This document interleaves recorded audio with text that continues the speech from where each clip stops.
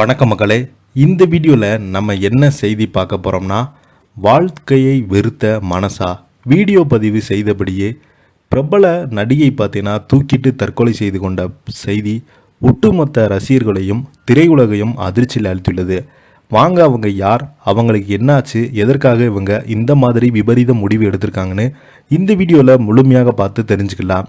அதுக்கு முன்னாடி முதன்முறையாக நம்ம சேனலை பார்க்குறீங்கன்னா சப்ஸ்கிரைப் பண்ணாதவங்கெல்லாம் சப்ஸ்கிரைப் பண்ணிக்கோங்க. பெல் பட்டன் சிம்பல் அமைக்கி நம்ம சேனலோட நோட்டிஃபிகேஷனை எனபிள் பண்ணிக்கோங்க. நாங்கள் போடுற வீடியோ பார்த்தீங்கன்னா உங்களுக்கு உடனுக்குடனே வந்து சேரும்.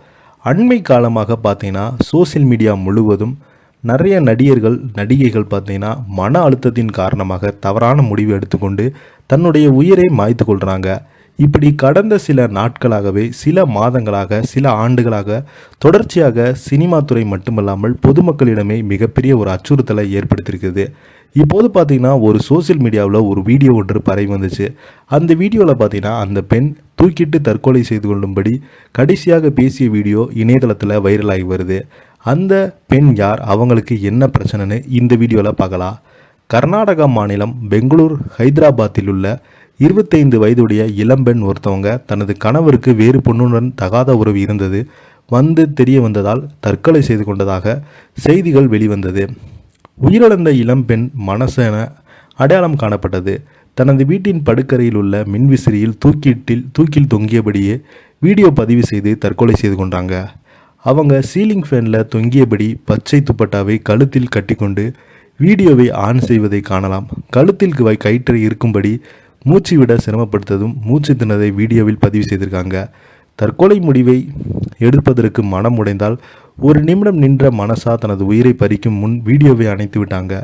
இளம்பெண் மனசானின் தற்கொலைக்கு காரணம் அவரது கணவருக்கு வேறொரு பெண்ணுடன் தகாத உறவு இருந்ததாக சொல்லப்படுகிறது. மானசா 6 ஆண்டுகளுக்கு முன்பு திலீப்பை மணந்த நிலையில் அவர்களுக்கு 5 வயதில் ஒரு பெண் குழந்தை இருக்கிறது.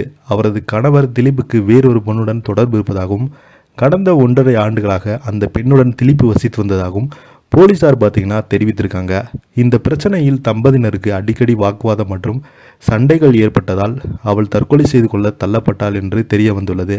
இது குறித்து தகவல் அறிந்த உடனடியாக மானசாவை மீட்டு மருத்துவமனைக்கு அழைத்து சென்ற நிலையில் அவர் ஏற்கனவே உயிரிழந்து விட்டதாக மருத்துவர்கள் அறிவித்தாங்க. இதை குறித்து ஹைதராபாத்தில் போலீஸ் வழக்கு பதிவு செய்து விசாரணை நடத்தி வராங்க. இப்போ பார்த்தீங்கன்னா இந்த செய்தி சோசியல் மீடியா முழுவதும் வைரலாகிட்டு வருது. இதை பற்றி நீங்கள் என்ன நினைக்கின்னு கீழே உள்ள கமெண்ட் பாக்ஸில் மறக்காமல் பதிவிடுங்க.